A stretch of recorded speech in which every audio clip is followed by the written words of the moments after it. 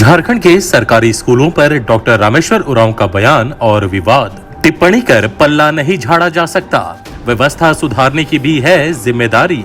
नमस्कार, आजाद सिपाही के खबर विशेष में आपका स्वागत है। मैं हूं राहुल सिंह।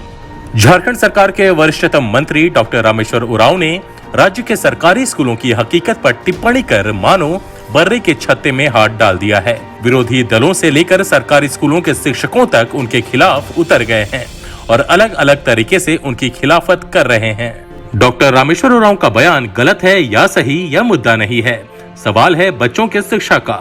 झारखंड में सरकारी स्कूलों की स्थिति किसी से छिपी नहीं है। इस बात से इनकार नहीं किया जा सकता कि यहाँ किसी नेता, अधिकारी या यहाँ तक कि मध्यम वर्ग के परिवार के बच्चे नहीं पढ़ते हैं। यहाँ बेहद गरीब और कमजोर वर्ग के बच्चे ही पढ़ने आते हैं, जिन्हें उस लायक बनाना है कि वह अपने से उच्च वर्ग के बच्चों के साथ भविष्य में कंधा मिला सकें। सरकारी स्कूलों की खराब स्थिति के लिए केवल शिक्षकों को दोषी ठहरा देने से समस्या का हल नहीं निकल आएगा। इसके लिए शिक्षक ही दोषी हैं, यह भी नहीं कहा जा सकता है। अगर गौर करें तो ऐसा नहीं है कि शिक्षकों को पढ़ाना नहीं आता, यह सभी शिक्षक अक्षम ही हैं। कुछ अपवाद को छोड़ दें तो ज्यादातर शिक्षक प्रतियोगिता परीक्षा पास कर ही इस क्षेत्र में आए हैं। अगर वह स्कूलों में नहीं पढ़ा रहे या बच्चों को गुणवत्तापूर्ण शिक्षा नहीं मिल रही है तो इसके कारण को तलाशना होगा, क्योंकि वही शिक्षक सरकारी आदेश पर बच्चों को पढ़ाने की जगह अन्य कार्यों में 8-10 घंटे ईमानदारी से ड्यूटी तो देते ही हैं। दरअसल यह व्यवस्था का दोष है जो एक दिन में नहीं हो गया है। देश भर में सरकारी स्कूलों को योजनाबद्ध तरीके से बर्बाद कर निजी स्कूलों को बढ़ावा दिया गया, लेकिन दिल्ली, उड़ीसा, केरल और असम सरीखे राज्यों ने जिस तत्परता से अपनी स्कूली शिक्षा व्यवस्था का कार्यकल्प किया, उससे झारखंड को सीख लेने की जरूरत है। डॉक्टर रामेश्वर उरांव मौजूदा सरकार के वरिष्ठ मंत्री हैं। केवल सरकारी स्कूलों की दुर्दशा पर बयान देकर वह जिम्मेदारी से नहीं बच सकते हैं। आखिर जो कमियां हैं उन्हें दूर करने की जिम्मेदारी भी तो सरकार की ही है।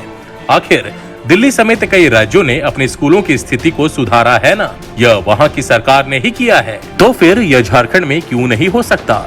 सरकारी स्कूलों की व्यवस्था पर टिप्पणी करने के बजाय उसमें सुधार के उपायों पर गंभीरता से सोचना चाहिए।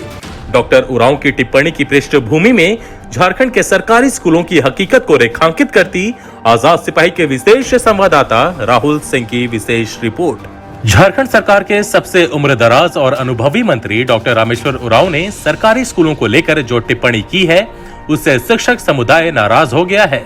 राजनीतिक विरोधियों ने भी उनकी टिप्पणी को अनुचित करार दिया है। डॉक्टर उरांव ने कहा था कि झारखंड की स्कूली शिक्षा व्यवस्था को निजी स्कूलों ने पटरी पर बनाए रखा। यदि ये स्कूल नहीं होते तो व्यवस्था ध्वस्त हो गई होती। इसके बाद उन्होंने कह दिया कि वह न कभी सरकारी स्कूलों में पढ़ने गए और न ही उनके खानदान से कोई जाएगा। उनका यह बयान उस कड़वी हकीकत का आईना है जो आज भी झारखंड भुगत रहा है। राज्य के सरकारी स्कूलों की हालत किसी से छिपी नहीं है। पिछले 21 साल में इस व्यवस्था को सुधारने के लिए कई कदम उठाए गए, लेकिन न तो इसका अपेक्षित परिणाम निकला और न ही किसी ने इस पर गंभीरता ही दिखाई। कुछ गिने चुने स्कूलों को छोड़ दें तो झारखंड के सरकारी स्कूलों की पढ़ाई राष्ट्रीय औसत में हमेशा निचले पायदान पर ही रही है। इस बदहाल व्यवस्था के जिम्मेदार कौन है, यह तय करने से पहले इस बात पर विचार करना जरूरी है यह स्थिति पैदा ही क्यों हुई।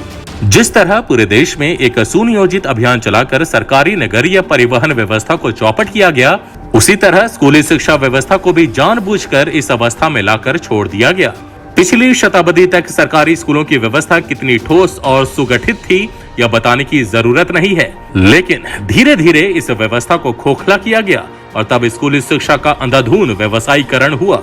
इसका परिणाम हुआ कि सरकारी स्कूल पिछड़ते गए।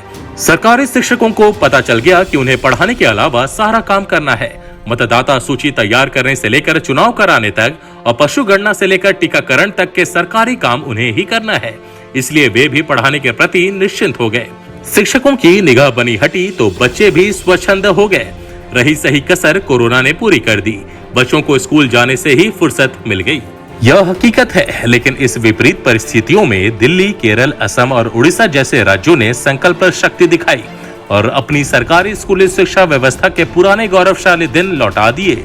झारखंड ने कागजों पर खूब काम किया, लेकिन धरातल पर कुछ नहीं हुआ। शिक्षकों की नियुक्ति हो गई, लेकिन बच्चों तक किताबें नहीं पहुंची। किताबें पहुंच गई तो स्कूल की इमारत ही नहीं बनी। कहीं केवल पारा शिक्षकों के भरोसे स्कूल हैं, तो कहीं कई विषयों के शिक्षक ही नहीं हैं। स्कूल, शिक्षक और छात्र का अनुपात गड़बड़ है। कहीं शिक्षक हैं तो बच्चे नहीं हैं, कहीं बच्चे हैं तो शिक्षक नहीं हैं। सब कुछ ठीक हुआ तो पारा शिक्षकों का आंदोलन रास्ते का रोड़ा बन गया। झारखंड में भविष्य की तरफ कभी ध्यान ही नहीं दिया गया। डॉक्टर रामेश्वर उरांव की टिप्पणी को इसी परिप्रेक्ष्य में देखा जाना चाहिए।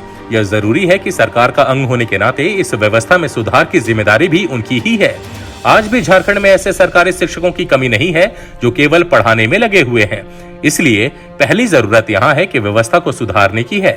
शिक्षा को सामाजिक जिम्मेदारी समझने के लिए झारखंड को तैयार करना होगा, जैसा कि सोमालिया में किया गया। सोमालिया के बाकुल नामक प्रांत में अपनाई गई शिक्षा व्यवस्था अद्भुत है। वहां की सरकार ने तय किया कि राज्य के टॉपर बच्चों के लिए एक अलग स्कूल खोला जाएगा। इस प्रांत में हाई स्कूल की परीक्षा के सभी टॉपर बच्चों को इस स्कूल में दाखिला मिलता है और उनकी प्रतिभा को तराशा जाता है। आगे चलकर यही बच्चे दुनिया भर में अपना नाम रोशन करते हैं। दुनिया की कई प्रमुख संस्थाओं में इनकी तूती बोलती है। इतना ही नहीं, अमेरिका, जर्मनी और फ्रांस जैसे देशों के सरकारों में भी बाकुली सलाहकार बनते हैं। लगभग यही मॉडल दुनिया भर में चर्चित सुपर 30 ने भी अपनाया है, जहां आनंद उन प्रतिभाओं को तराशते हैं जो गरीब और पिछड़े हैं, और बाद में यही बच्चे IIT में दाखिला पाते हैं। झारखंड में भी यही मॉडल बखूबी अपनाया जा सकता है। सभी टॉपरों के लिए एक अलग स्कूल बना दिया जाए, जहां उन्हें अच्छे शिक्षक मिल सके और अच्छी सुविधाएं मिले, ताकि वे आगे चलकर अपना और राज्य का नाम रोशन कर सकें। यदि झारखंड में भी यह व्यवस्था लागू हो जाए तो देश भर में एक मिसाल कायम की जा सकती है। इससे यहाँ की प्रतिभाएं बाहरी दुनिया की भीड़ में जाकर अपना वजूद नहीं खो देंगी और दूसरी तरफ इन बच्चों का भविष्य भी सुरक्षित हो सकेगा। इसका सकारात्मक संदेश दूसरे बच्चों में भी जाएगा जो आगे चलकर इस स्कूल में पढ़ना चाहेगा। आज के आजाद सिपाही के खबर विशेष में बस इतना ही। देश विदेश की तमाम बड़ी खबरों के लिए आप पढ़ते रहिए अपना लोकप्रिय दैनिक अखबार आजाद सिपाही। और हाँ, आप हमारे इस YouTube चैनल को जरूर सब्सक्राइब करें। धन्यवाद।